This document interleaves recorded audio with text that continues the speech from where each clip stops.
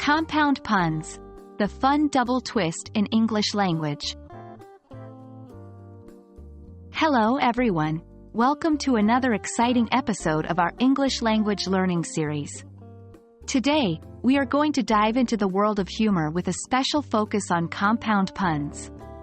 By the end of this video, you'll understand what a compound pun is and how it is used in jokes and storytelling. Before we get to compound puns, let's do a quick refresher on what a pun is. A pun is a form of wordplay that exploits multiple meanings of a term, or of similar-sounding words, for an intended humorous or rhetorical effect. These plays on words rely on the inherent ambiguities of language. For example, I used to be a baker because I kneaded dough. Here, kneaded is a play on the word kneaded and dough, which can mean both a mixture that becomes bread and money in slang.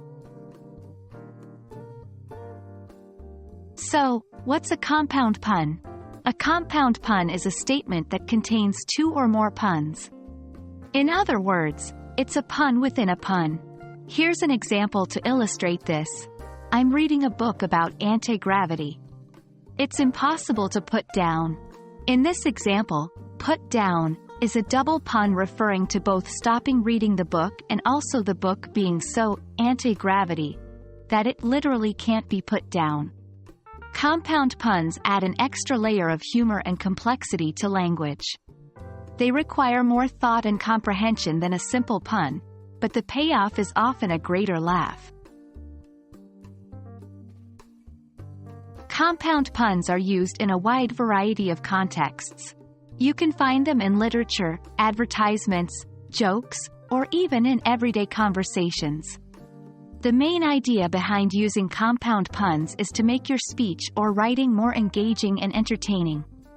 They force the listener or reader to think more deeply about what you're saying, catching the double or even triple meanings of your words. This can be a fun way to keep your audience engaged.